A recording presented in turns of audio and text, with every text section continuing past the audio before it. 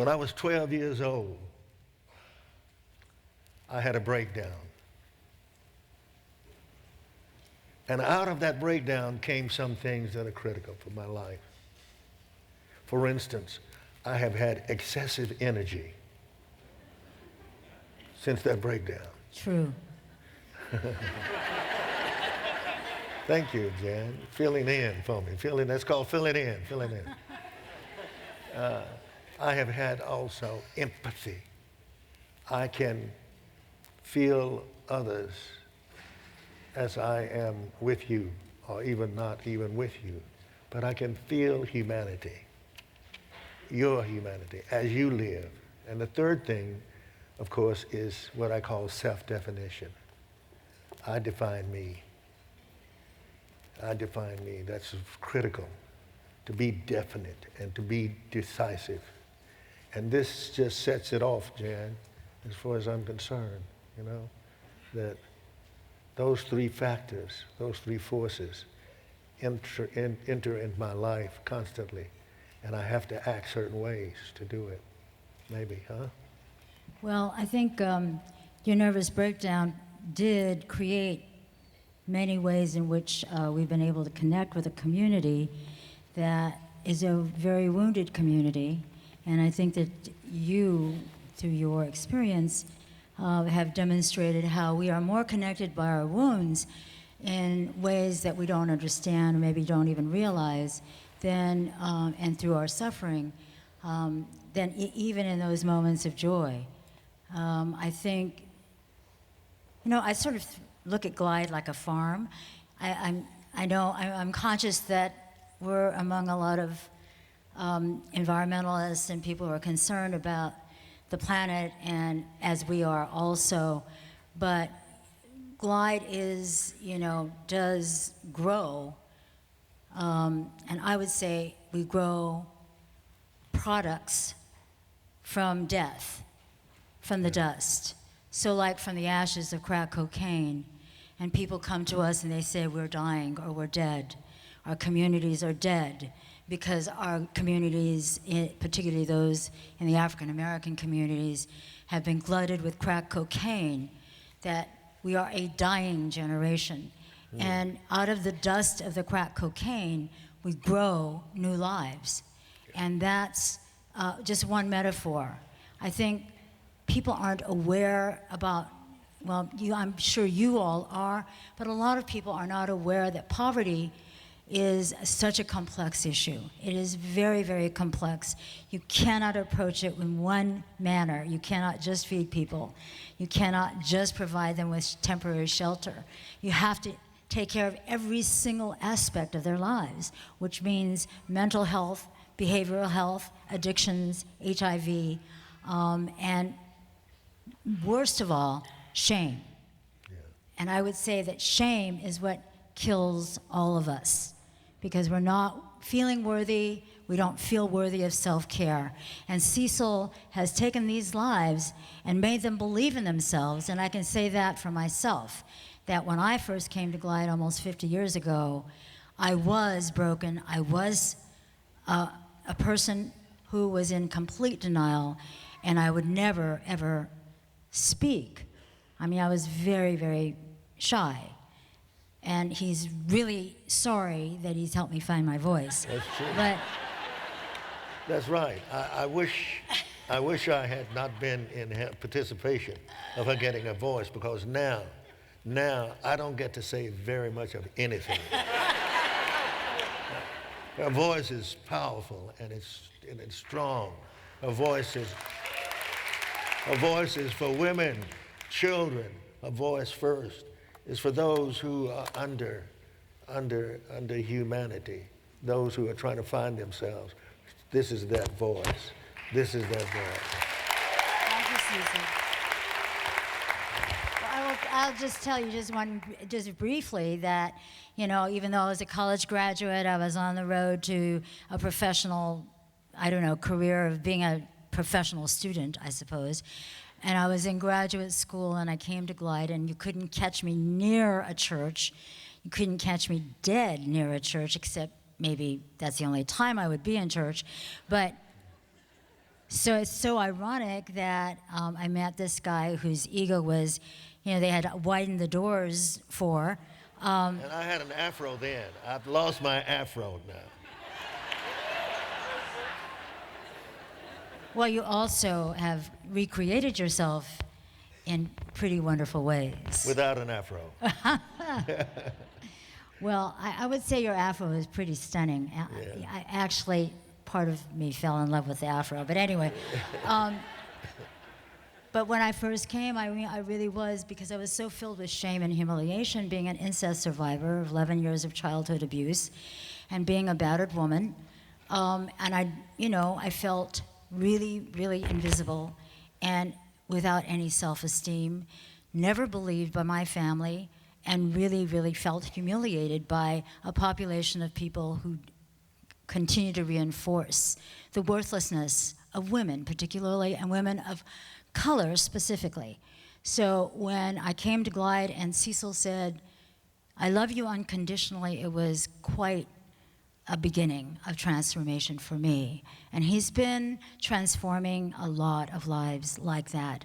But he also, I have to say to you, if your theme is about growing the movement, that Cecil started a revolution at Glide in many, many ways, by opening the doors to everybody, for one thing, and for not being the most exclusive place on Sunday mornings, by opening it to pimps and prostitutes and everybody from the community and the homeless, and taking down the cross, and marrying same-sex couples 40 years ago, which I think is pretty revolutionary.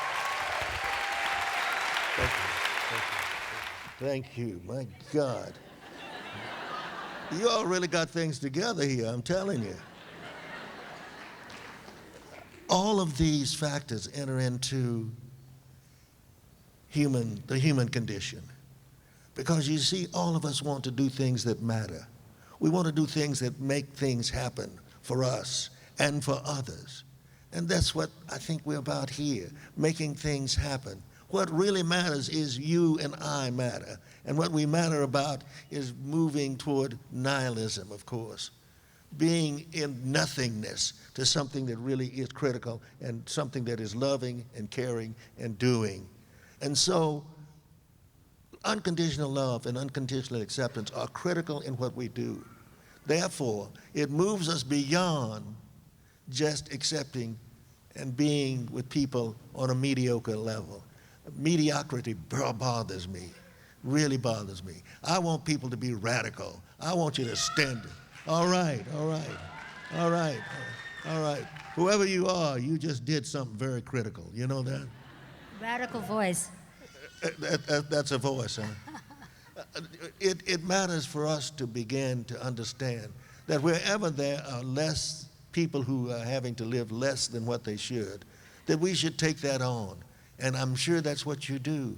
But I want us to all understand that we do it because we care. We care about men and women and children. We care about brothers and sisters. We care about humanity. We care because we want to make this world a better world for everybody to live, not just some, but for everybody to live. And so that's why we care. We care because we need each other and want each other and love each other and want to be with each other. And that's what makes things happen for all of us, is we care. We care and we show it and we act it and we do it.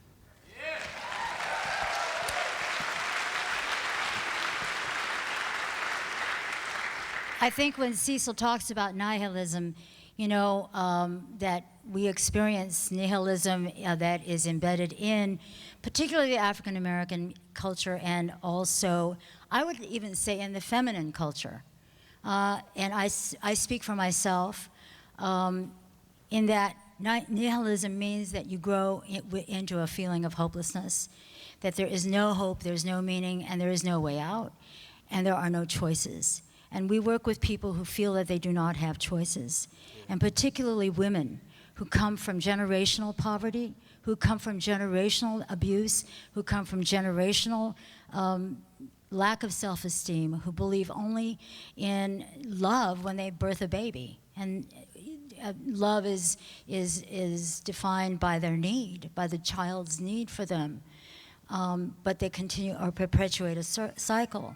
So I think empowerment means, for me, giving an opportunity or providing the opportunity to choose to empower oneself, to move out of the meaninglessness and hopelessness and experience love, because love is truly what connects us. And love is truly what is necessary for us to begin to love ourselves. And that self-love moves us to grow out of that place of hopelessness, and it connects us. It gives a place of connection. And I think that that's what Glide has meant for so many people, is that it's a home. It's truly a place where we can build community, we can be a beloved community, we can make a difference in each other's lives. Doesn't matter where you come from. You can be very rich or very poor. Doesn't matter, as long as you see one another. The problem with poverty and poor people is that they're so invisible to so many people. And I know how that feels. And I think the simple act of seeing people is radical. And I think that diversity, I think diversity is radical. And I call it caring dangerously. You have to care dangerously enough to take the risk to open yourself up to someone who is not, perhaps you think, different. So, so as common as you, has commonality with you. Caring dangerously means that you dare to take the risk to open yourself up to somebody else. That's really fair. Go ahead. We like applause. We like applause.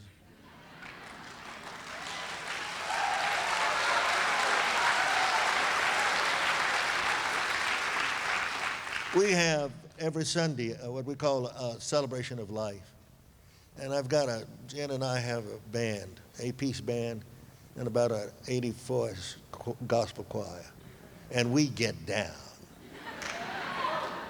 We get down.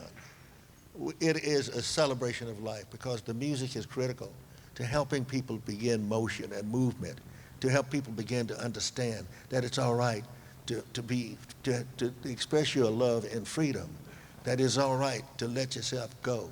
It's all right to clap your hands and dance and rock and look at each other and shake each other and check each other and love each other and hug each other, all those others, just go for it. Just go. And what we do then is we just go for it. The message is usually someone who is, if not staff members, other folks that come from over the nation, over the world, in fact. But let me just say this, that we have people coming from all over the world. That's why I'm one who says that I believe that I thought at one time I could change the world. That's what I'm about. I'm not trying to save the world. I want to change the world. I discovered that some time ago because I thought I could save the world. I can't save no world, but I can sure help change the world. And that's where all of us fit in. We can help change the world.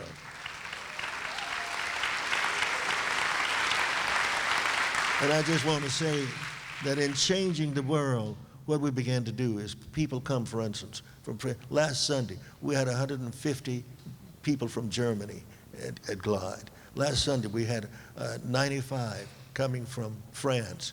People come from all over the world, on Sundays especially, to participate at Glide. But we also have, how many volunteers per year? 10,000? 15,000. 15,000 volunteers a year coming from all over the world. So what we try to do with this is take this diversity and make it work for all people, because we want people to learn, to experience, so they can stand up and stand with us and with all people. See, we don't put up barriers, we take down barriers. And when we take down barriers, we're saying to people, I love you, I care for you, you cannot get away from me, I'm going to get you. That's just it. Cecil tends to talk macrocosmically, and I tend to talk a little more microcosmically. And yes, I think we share that mission of changing the world, but I believe that, first of all, you have to start with yourself. You have to start with yourself and change yourself first, and then changing one life at a time. I mean, we've learned that every single individual. We can't treat people in our lines who wait for food as if they are just, a line of people for food. We try to treat every individual as an individual, and we know that person has a story. And at Glide, our stories connect us. Every Sunday, we share our stories. In our programs, we share our stories. We're going to be having an exhibit this Sunday, for example, of our Men in Progress group.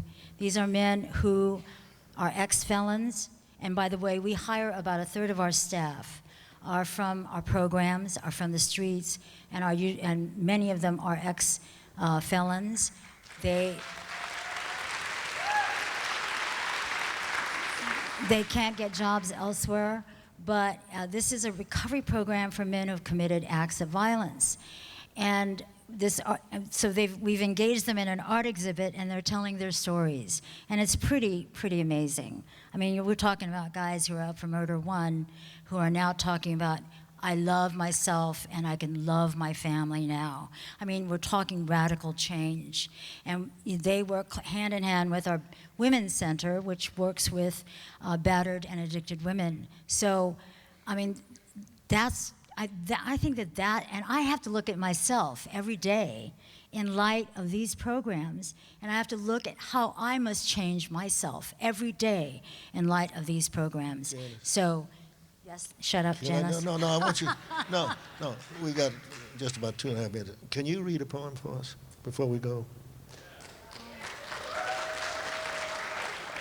I happen to have a poem here.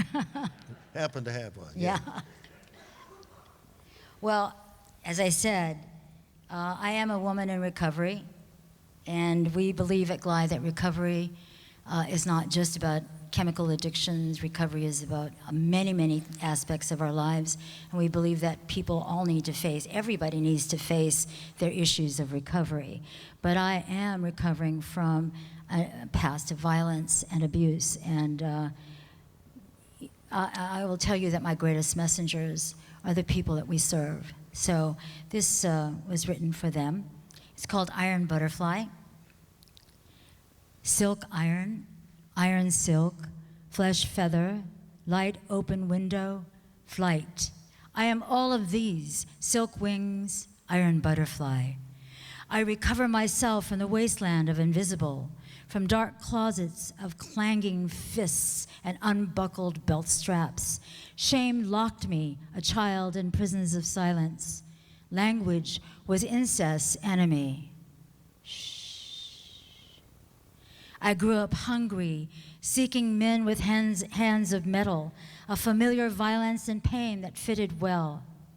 In this journey of battered woman without speech, I came upon a festival of spirits where God dances with everyone, and someone strange, so strange, shouts to me, I accept you unconditionally. Love, Cecil says, awakens us from the dead. And I discovered myself in the mouths of women telling stories, their words like silk threads wrapping me until I burst with truth like wings. Silk and iron, flesh and feathered flight. I see light before me and dance in the music of hope. Butterflies cannot resist our symphony of color. They drink from our amber, the nectar we make from the plum of ourselves. We of flesh and iron and silk wings, iron butterflies, healing, flying into a gentle, blue, clean sky. Yeah, we gotta go. Time's up. Thank you. We're going. That's it. Thank you. Thank you.